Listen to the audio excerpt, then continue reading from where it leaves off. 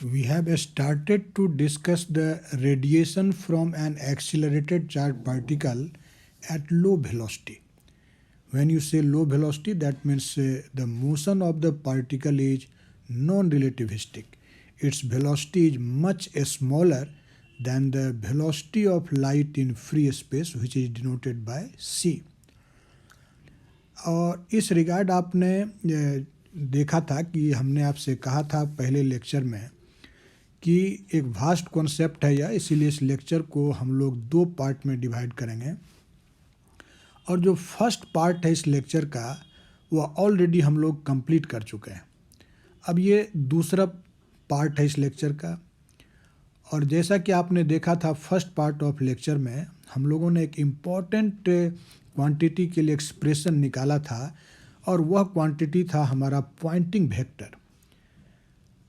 Poynting vector जब आप बोलते हैं तो आपको मालूम है पॉइंटिंग वेक्टर का मीनिंग क्या है।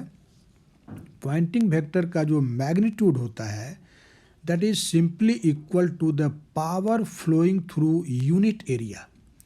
यूनिट एरिया से क्रॉस करने वाला गुजरने वाले पावर को ही आप पॉइंटिंग वेक्टर कहते हैं, या आप कहते हैं energy flowing per second per unit area.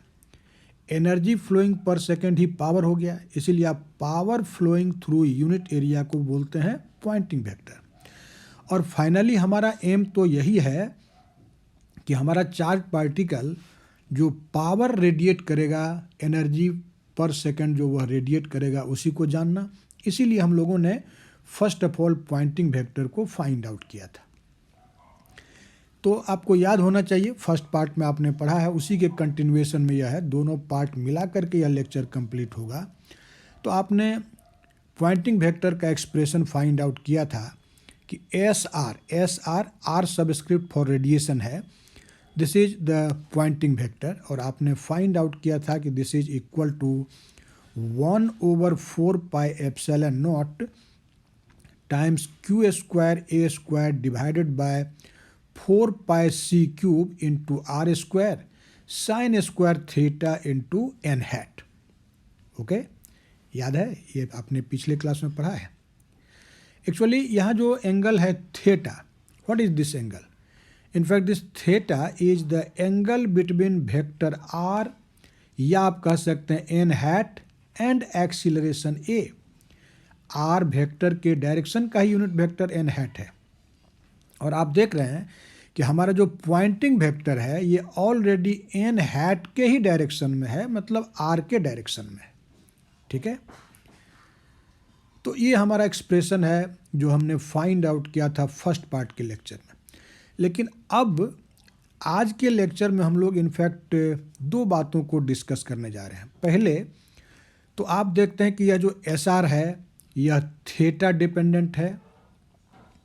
इसका मतलब किसी पॉइंट पर एस आर का वैल्यू क्या होगा यह डिपेंड इस बात पर करेगा कि उस पॉइंट का जो पोजीशन वेक्टर होगा वह एक्सीलरेशन वेक्टर ए के साथ एंगल क्या बनाता है। So this is called angular distribution of radiation. तो फर्स्ट ऑफ ऑल हम लोग रेडिएशन के इस एंगुलर डिस्ट्रीब्यूशन को डिस्कस करेंगे। ये हमारे प्रॉब्लम का आज के लेक्चर का पहला पार्ट है। फिर उसके बाद टोटल कितना पावर रेडिएटेड होगा उस पॉइंट चार्ज से, उसका एक्सप्रेशन फाइंड आउट करेंगे, जिसे लैमर फार्मूला कहते हैं। That is a very important result, and उस रिजल्ट का उपयोग हम लोग बहुत जगहों पर करते हैं जब आप इस रेडिएशन फिजिक्स को पढ़ते हैं तो। ठीक है, अब देखिए, अगर हम सोचें कि कोई हमारा पॉइंट चार्ज है तो उस पॉइंट चार्ज से जब रेडिएशन निकलेगा तो आप यही गेस करेंगे कि वह रेडिएशन हर एक डायरेक्शन में निकलेगा। यद्यपि देखेंगे कि कुछ डायरेक्शन होगा जिस डायरेक्शन में रेडिएशन नहीं भी होगा, लेकिन ऐसे अगर सोर्स है पॉइंट चार्ज रेडिएशन का तो आप यही गेस करेंगे कि that radiation will be emitted in all directions. इसका मतलब इन जनरल अगर कहा जाए तो पॉइंट चार्ज से इमिटेड रेडिएशन, इमिटेड पावर या एनर्जी डिस्ट्रीब्यूटेड होगा एक स्फेरिकल वॉल्यूम में, या कहेंगे कि वह जो रेडिएशन है वह फ्लो करेगा थ्रू ए स्फेरिकल सरफेस। तो इसीलिए आप सपोज कर लीजिए हम एक स्फेरिकल सरफेस मान लेते हैं, जैसा कि आप इस फिगर में देख रहे हैं, जिसका रेडियस r के बराबर है, ठीक है, वो उसका सेंटर है। अगर मान लें कि जो हम इस सेंटर पर ही पॉइंट चार्ज को कंसीडर करते हैं, तो इस पॉइंट चार्ज से निकला हुआ रेडिएशन यही गेस किया जा सकता है कि ये हर एक डायरेक्शन में निकल रहा है और इस स्फेरिकल सरफेस के थ्रू पास कर रहा है, ठीक है। आपको मालूम होगा कि कोई भी क्लोज सरफेस हो, नॉट ओनली स्फेरिकल, किसी भी शेप साइज का, किसी आर्बिट्रेरी शेप का अगर कोई क्लोज सरफेस है और उस सरफेस के अंतर्गत अगर आप कोई पॉइंट ले लेते हैं, तो क्लोज सरफेस के द्वारा उसके भीतर के किसी भी पॉइंट पर बना हुआ जो टोटल सॉलिड एंगल होता है, that is equal to 4 pi. आपको मालूम होना चाहिए, मतलब any close surface subtend a solid angle 4 pi at a point inside the surface, हम जानते हैं, ठीक है। तो अगर हम ये जानना चाहें कि इस स्फेरिकल जो सरफेस आप देख रहे हैं, इस स्फेरिकल सरफेस का कोई पार्ट है, हिस्सा है, जो अपने centre per unit solid angle बनाता है। कितना solid angle? Unit solid angle. तो फर्स्ट ऑफ ऑल हम लोग यह निकालेंगे कि यूनिट सॉलिड एंगल से कितना पावर पास करेगा। कैसे निकाल सकते हैं आप? हम लोग क्या करेंगे, इस पूरे स्फेरिकल सरफेस से कितना पावर गुजरेगा उसको निकाल लेंगे, और आप जानते हैं कि पूरे स्फेरिकल सरफेस के द्वारा बना हुआ सॉलिड एंगल होगा 4 पाई। इसका मतलब 4 पाई सॉलिड एंगल से गुजरने वाला पावर क्या होगा, तो जो इस पूरे सरफेस से पास करेगा।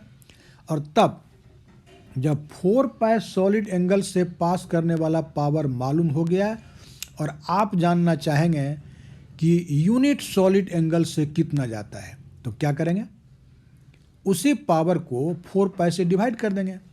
कि मान लो कि 4 पाई सॉलिड एंगल से पावर पास करता है, मान लो P, थोड़ी देर के लिए, वैसे ये सिंबल हमने लिखा नहीं है, तो यूनिट सॉलिड एंगल से कितना होगा, P डिवाइडेड बाय 4 पाई, नहीं। और P का मतलब क्या है कि टोटल इस स्फेरिकल सरफेस से पास करने वाला पावर। अब याद करो कि जो हमारा स्फेरिकल सरफेस है, इसका एरिया कितना होगा, 4 पाई r स्क्वायर। अगर इसको वेक्टर जैसा ट्रीट करेंगे छोटे एलिमेंट के लिए, तो r के डायरेक्शन का यूनिट वेक्टर ले लेंगे, that will B n hat. तो एरिया वेक्टर के रूप में लिख सकते हैं 4 पाई r स्क्वायर n हैट। और पावर क्या होता है, आपने अभी पढ़ा पॉइंटिंग वेक्टर के संबंध में कि पॉइंटिंग वेक्टर SR होता है power divided by area, power by area. Power passing through unit area को पॉइंटिंग वेक्टर कहते हैं। तो पावर क्या होगा, तो SR इंटू एरिया, मतलब पॉइंटिंग वेक्टर को एरिया से मल्टीप्लाई कर देंगे तो पावर निकलेगा। बात समझ में आ रही है? लेकिन पॉइंटिंग वेक्टर और यह एरिया वेक्टर जरूरी नहीं है कि यह एक ही डायरेक्शन में हो, वैसे अभी एक ही डायरेक्शन में होगा। इसलिए जनरल परिभाषा ये है कि पावर अगर निकालना है तो आप पॉइंटिंग वेक्टर और एरिया वेक्टर का स्केलर प्रोडक्ट ले लीजिए, डॉट प्रोडक्ट ले लीजिए। बात समझ में आ गई? तो पॉइंटिंग वेक्टर और एरिया वेक्टर का डॉट प्रोडक्ट लेंगे, उससे निकलेगा कि इस स्फेरिकल सरफेस से टोटल कितना पावर गया, ठीक है। अब फिर उसको 4 पाई से डिवाइड कर देंगे तो मालूम होगा कि यूनिट सॉलिड एंगल से कितना पावर गया। तो अगर हम मान लें कि डी ओमेगा हमारा सॉलिड एंगल है, जिससे जो पावर गुजरता है वह है डीपी, तो बोलो यूनिट सॉलिड एंगल से कितना जाएगा, d p by d omega. So the power passing through unit solid angle का सिंबल लिखेंगे डीपी बाय डी ओमेगा। हम उम्मीद करते हैं आपको समझ में आ गया होगा। और अभी आपने देखा कि यूनिट सॉलिड एंगल से गुजरने वाला पावर अगर हमें जानना है तो हम क्या करेंगे, इस पूरे स्फेरिकल सरफेस से जो पावर जाएगा अब उसको डिवाइड कर देंगे 4 पाई से, क्योंकि पूरे सरफेस के द्वारा इंटरनल पॉइंट पर सॉलिड एंगल बनेगा 4 पाई। तो देखो area vector dot Poynting vector, area vector क्या होगा 4 पाई आर स्क्वायर। आर अगर रेडियस है स्फेरिकल सरफेस का तो उसका एरिया होगा 4 पाई आर स्क्वायर। अब वेक्टर रूप में लिखेंगे तो एन हैट से मल्टीप्लाई कर दिया, dot S R, okay, dot S R. अब आप ज़रा ध्यान से देखिए, हम लोग इसमें देखते हैं कि यह 4 पाई और यह 4 पाई कैंसिल हो जाएगा, तो क्या बचा है S R dot n hat into R square. लेकिन आप पॉइंटिंग वेक्टर के एक्सप्रेशन को देखिए, आपने तुरंत लिखा है वो एक्सप्रेशन और आप देख रहे हैं कि आपका जो पॉइंटिंग वेक्टर है that is in the direction of unit vector n hat, वह तो ऑलरेडी एन हैट के ही डायरेक्शन में है। तो हम पॉइंटिंग वेक्टर एस आर को लिख सकते हैं एस आर का मैग्नीट्यूड टाइम्स एन हैट। इसका मतलब ये एक्सप्रेशन हो जाएगा S R into N hat dot n hat into R square. लेकिन एन हैट तो यूनिट वेक्टर और आप कई बार यह सीख चुके हैं कि n hat dot n hat 1 के बराबर होगा, ठीक है। इसका मतलब यह सिंपली क्या हो गया बताओ, this is simply S R into R square, S R into R square. यहाँ एस आर मैग्नीट्यूड है पॉइंटिंग वेक्टर का, ध्यान दीजिए।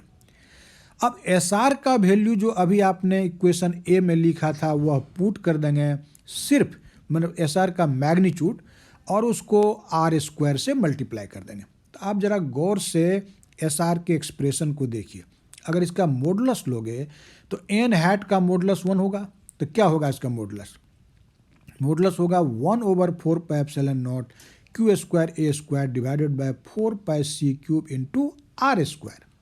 इसको आर स्क्वायर से मल्टीप्लाई करोगे तो आर स्क्वायर कैंसिल हो जाएगा, इसलिए S R into R square simply हो गया 1/4 pi epsilon naught q square A square divided by 4 pi C cube into sine square theta.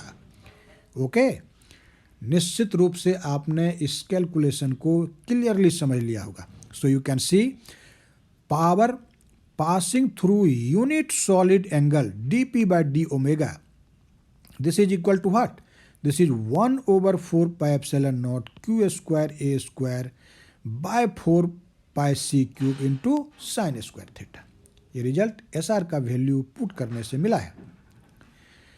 This is also a very important result. In fact इसी के आधार पर आप angular distribution of power या radiation को समझ सकते हैं। जरा गौर से देखिए कि अगर एक गिवन चार्ज है तो Q कांस्टेंट है, और अगर वह एक पर्टिकुलर एक्सीलरेशन A से चल रहा है तो A भी कांस्टेंट है।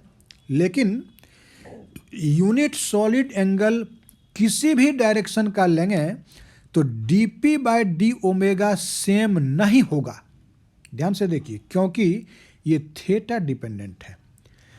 जैसे अगर सपोज कर लो कि हम ऐसी बात करें कि हम एक ये जो स्फेरिकल सरफेस है हमारा, अब इस यहाँ देखते हैं कि मान लो कि यह एक सरफेस है, छोटा सरफेस जो यहाँ पर यूनिट सॉलिड एंगल बनाता है, या मान लो कि डी ओमेगा ही सॉलिड एंगल बनाता है इस डायरेक्शन में।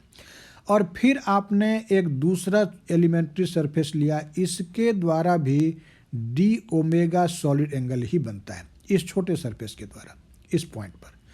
लेकिन क्या आप कह सकते हैं कि इस डायरेक्शन में जो हम एरो हेड से दिखा रहे हैं और इस डायरेक्शन में सेम ही पावर क्रॉस करेगा? आंसर होगा नो, क्योंकि इस दोनों डायरेक्शन के लिए थीटा का वैल्यू अलग अलग होगा, और थीटा का वैल्यू जब अलग अलग होगा तो साइन थीटा डिफरेंट होगा, साइन थीटा डिफरेंट होगा। इक्वेशन बी कहता है कि dp बाय डी ओमेगा भी डिफरेंट होगा। इसका मतलब ये हुआ कि dp by d omega theta के डिफरेंट वैल्यू के लिए डिफरेंट होता है। आप इस एंगुलर डिस्ट्रीब्यूशन को हमने इस फिगर में दिखाया है, आप जरा ध्यान से देखिए। ये जो हॉरिजेंटल लाइन है, this represents the direction of acceleration, okay. और मान लो कि ये हमारा जो एरो हेड हमने दिखाया है, this is your vector R, जो कि आप एन हैट भी कह सकते हैं या आर वेक्टर कह सकते हैं, और इसी के बीच का एंगल है थीटा। आप ध्यान से देखिए कि अगर हम बात करें कि if R is parallel to A, R is parallel to A, इसका मतलब जो एन हैट वेक्टर है वह एक्सीलरेशन के डायरेक्शन में है, तो उस कंडीशन में थीटा का वैल्यू हो जाएगा 0 और साइन थीटा भी क्या हो जाएगा 0। और साइन थीटा अगर 0 हुआ तो आप पीछे वाले रिजल्ट को देखिए कि dp by d omega this will be equal to 0। इसका मतलब ये हुआ, ये जो इक्वेटोरियल, इसको हम लोग ए के डायरेक्शन को इक्वेटोरियल प्लेन भी कहते हैं, तो ये जो इक्वेटोरियल प्लेन है इस डायरेक्शन में कोई पावर इमिशन नहीं हो रहा है। एक बड़ा ही इम्पॉर्टेंट बात है यह कि जो पॉइंट चार्ज है, सामान्य तौर पर जैसे आप ऑप्टिक्स पढ़ते हैं तो कहते हैं पॉइंट सोर्स है, उससे लाइट हर एक डायरेक्शन में निकलेगा, ऐसा बोलते हैं। लेकिन यहाँ ज़रा गौर से देखो कि पॉइंट चार्ज है, उससे रेडिएशन निकल रहा है, लेकिन उसके एक्सीलरेशन के डायरेक्शन में कोई पावर रेडिएट नहीं हो रहा है। थीटा का वैल्यू 0 होगा और साइन थीटा 0 और dp बाई डी ओमेगा 0। वहीं अगर आप थीटा का डिफरेंट मान लेंगे तो साइन थीटा का डिफरेंट वैल्यू आएगा, dp बाई डी ओमेगा का डिफरेंट वैल्यू आएगा। सेम ही सॉलिड एंगल से अलग अलग पावर पास करेगा।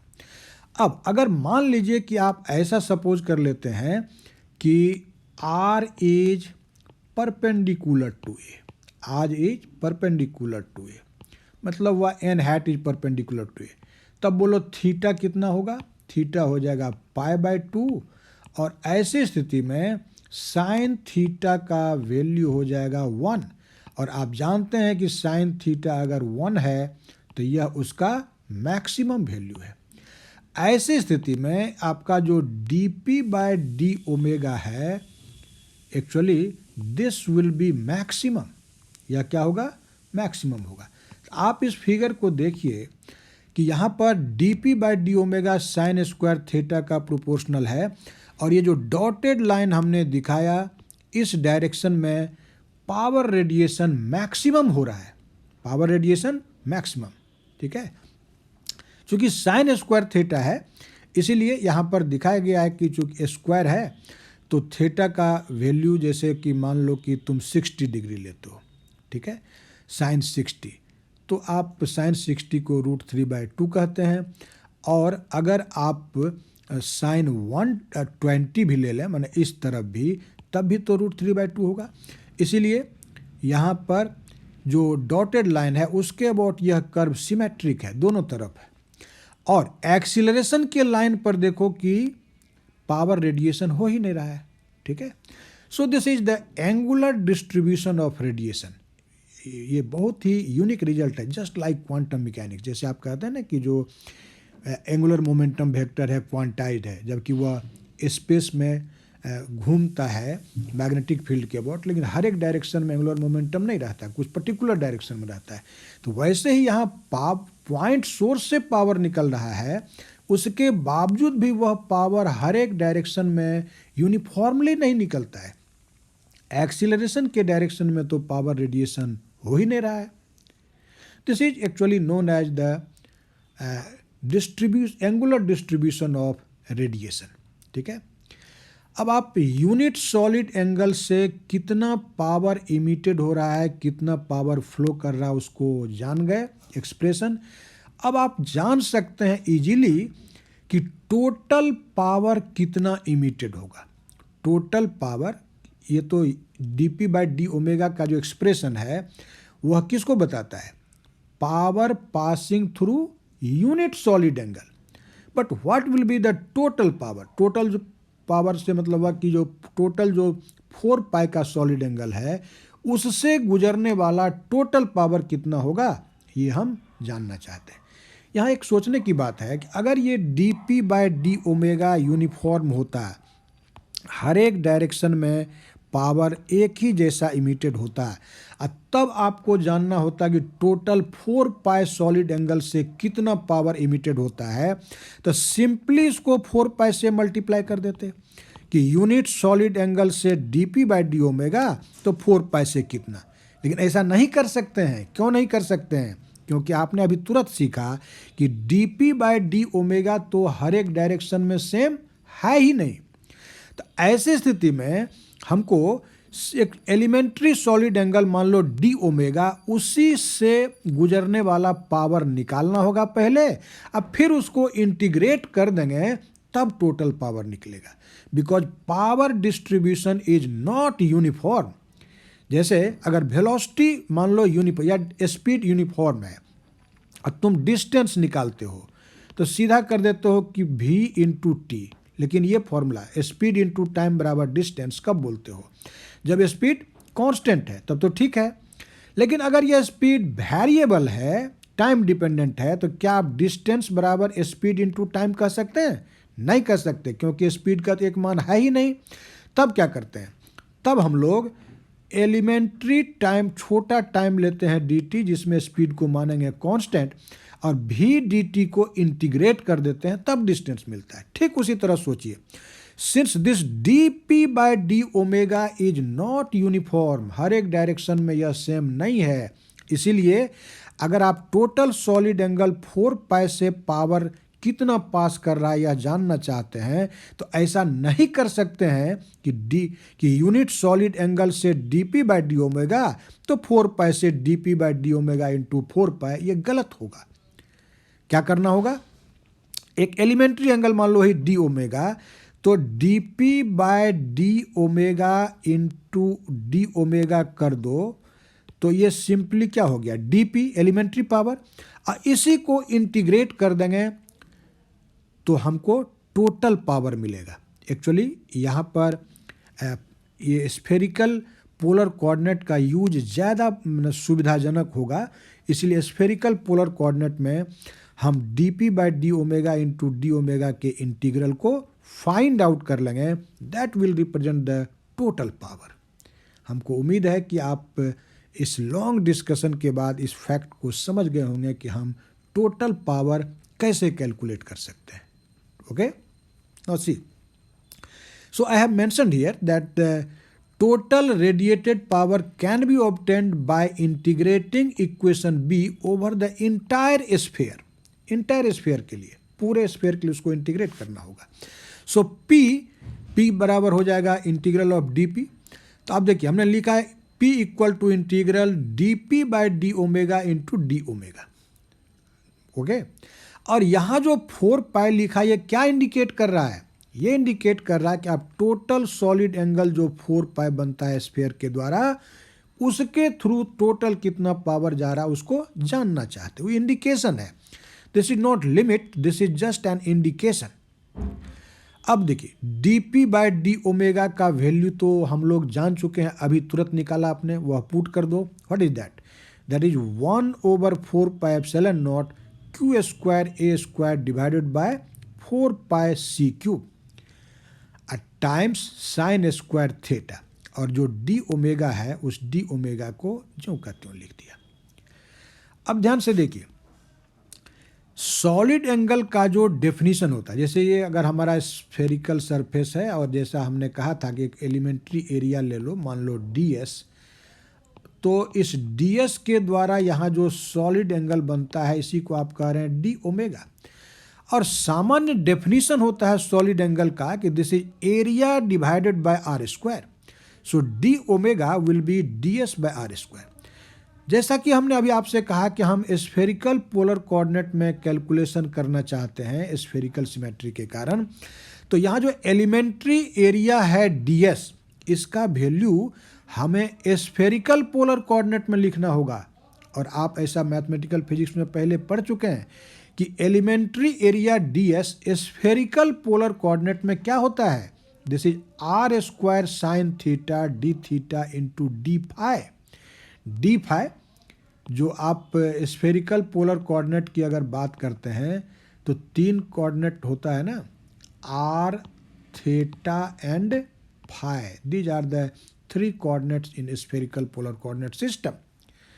तो ds का वैल्यू होता है R square sine theta d theta into d phi divided by R square. अब आपका ये आर स्क्वायर और आर स्क्वायर कैंसिल हो जाएगा, तो डी ओमेगा हो गया sine theta d theta d phi. Okay, अब इस वैल्यू को डी ओमेगा का यह जो वैल्यू आपने निकाला उसको यहाँ पुट कर दीजिए, और तब आप देखिए कि आपके इंटीग्रल के अंतर्गत 2 वेरिएबल हो गया, एक है थीटा और दूसरा है फाई। तो दोनों के लिमिट्स के लिए इसको इंटीग्रेट करना होगा। आपको मालूम होगा कि स्फेरिकल पोलर कोऑर्डिनेट में जो एक कोऑर्डिनेट है थीटा, उसका लिमिट्स होता है 0 टू पाई। थीटा 0 से पाई तक वैरी करता है, लेकिन जो फाई है वह 0 से 2 पाई तक वैरी करता है। मालूम है कि नहीं? ये मालूम होना चाहिए। So power p will be equal to 1/4 pi epsilon naught q square a square by 4 pi c cube integral theta 0 to pi but phi 0 to 2 pi. अब देखो, अब जब आप यहाँ पुट करेंगे तो साइन स्क्वायर थीटा पहले से है, और डी ओमेगा के जगह पर क्या लिख रहे हैं, sine theta d theta d phi, वही यहाँ पर मेंशन कर दिया। ठीक है, अब ये कोई बहुत टेढ़ा इंटीग्रल नहीं है, बहुत ही इजीली इसको इंटीग्रेट कर सकते हैं।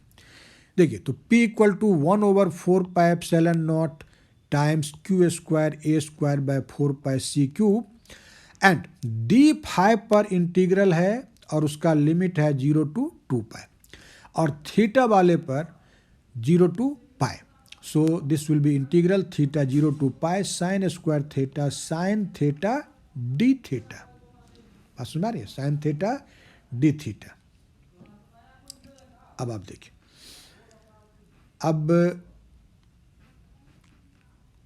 यहाँ पर जो हमारा रिजल्ट है इसको जरा सा आप देखिए।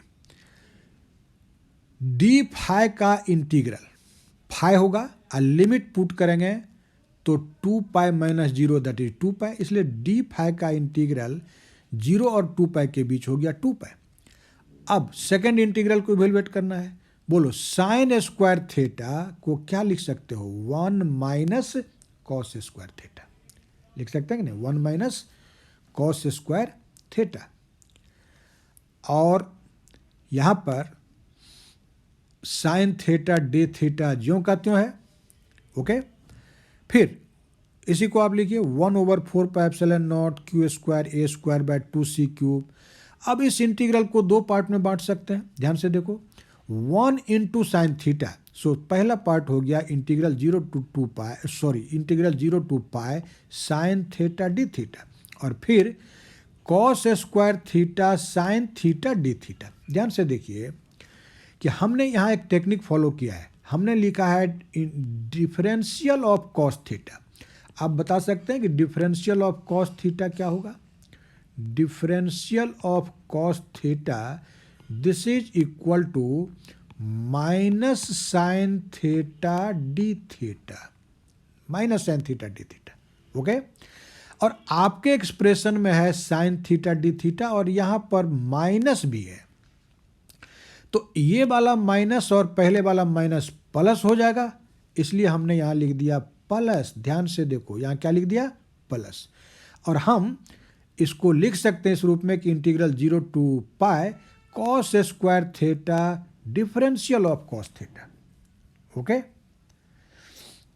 अब आप जरा ध्यान से देखिए, साइन थीटा का इंटीग्रल क्या होता है, माइनस कॉस थीटा, और ये जो सेकंड इंटीग्रल है इसको x to the power n के रूप में समझो। x to the power n का integral x to the power n plus 1 by n plus 1।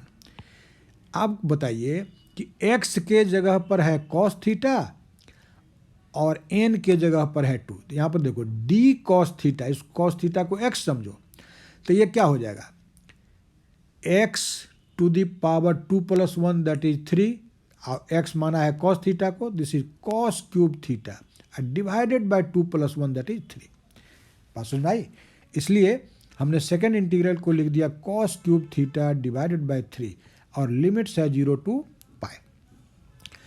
अब ये टर्म तो ज्यों का त्यों रिपीटेड हुआ। अब आप लिमिट पुट करिए, पहले अपर लिमिट रखेंगे, क्या होगा माइनस कॉस पाई, थीटा की जगह पर पाई लिखना है, plus cos cube pi divided by 3, फिर माइनस करेंगे लोअर लिमिट रख करके, तो माइनस माइनस कॉस 0, तो माइनस माइनस प्लस हो गया, and minus cos cube theta by 3 और थीटा है 0, तो माइनस कॉस क्यूब 0/3। अब ये तो बच्चे वाली बात है, हमको कहना भी नहीं चाहिए, फिर भी हम कुछ लोगों को कठिनाई होती है तो हम इसको बोलते हैं। अब कॉस पाई -1 और कॉस 0 +1 वह सब वैल्यू यहाँ पर पुट कर दिया। आप इसको सिंप्लीफाई करेंगे 2 - 2/3 that will be equal to 4/3, जो आप यहाँ देख सकते हैं। इसलिए पावर का हमारा एक्सप्रेशन हो गया 1/4πε0 Q²A²/2c³ इंटू 4/3। अब 4/3 इसको सिंप्लीफाई करो, इसको कैंसिल करो, तो 2/3 फैक्टर बच गया। तो देखो ये जो हमारा फैक्टर है ये सामान्य तौर पर हमारे एक्सप्रेशन में रहता है, इसलिए इसको अलग ही रखा, P = 1/4πε0 2/3 Q²A²/c³। ये ऐसा यूनिट में लिखा है। बाय द वे कोई सीजीएस यूनिट में अगर इसी फॉर्मूला को लिखे तो ये जो फैक्टर है 1/4πε0 दैट विल बिकम 1। तो सीजीएस यूनिट में आप पावर को सिर्फ लिख दे सकते हैं 2/3 Q² डिवाइडेड बाय c³। और आप देख सकते हैं इस एक्सप्रेशन से कि रेडिएशन कब होगा। अगर पार्टिकल में चार्ज है मतलब Q इज नॉट 0, Q अगर 0 नहीं है और एक्सीलरेशन भी 0 नहीं है, A is not 0, if A will be 0 all the particle is charge. Acceleration मान लो 0 है लेकिन भले ही चार्ज पार्टिकल है, क्या पावर रेडिएशन होगा? नहीं। अगर Q 0 नहीं है, A 0 नहीं है, तभी P 0 नहीं होगा। इससे तो स्पष्ट हो गया कि एक्सीलरेटेड चार्ज ही पावर रेडिएट करता है, एनर्जी का रेडिएशन करता है। बात समझे? This is a very important principle of classical electrodynamics that accelerated charge particle radiates energy, radiates power, and this very famous formula which has been defined in this equation C is known as Lamer formula। इस formula क्या कहते हैं? Lamar formula कहते हैं। और यही Lamar formula है जो बताता है कि एक पॉइंट चार्ज जो कि नॉन रिलेटिविस्टिक एक्सीलरेटेड मोशन में होगा उसके द्वारा पर सेकेंड कितना एनर्जी इमिटेड होगा, रेडिएटेड होगा। Power means energy radiated per second. तो आप ये भी कह सकते हैं कि this is the amount of energy और एनर्जी इमिटेड पर सेकेंड, और this is the amount of power radiated by a point charge Q moving with an acceleration A non relativistically. ध्यान रखना है कि A एक्सीलरेशन है लेकिन motion non relativistic है, तब आप यह लैमर फार्मूला लिख करके उसके द्वारा इमिटेड पावर निकालते हैं।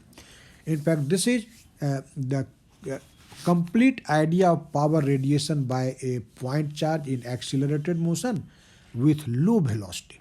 हम उम्मीद करते हैं कि इस दोनों पार्ट के लेक्चर के बाद ये सारा कैलकुलेशन आपको स्पष्ट हो गया होगा। Calculation is not very tedious, जैसे आप फील किए होंगे ये बड़ी आसान है। सो सीरियसली वीडियो को देखो, फिर स्वयं लिखो, सारा चीज़ क्लियर हो जाएगा और फिर इस पर आप ट्राई कर सकते हैं कि इसके आधार पर प्रॉब्लम सॉल्व करिए।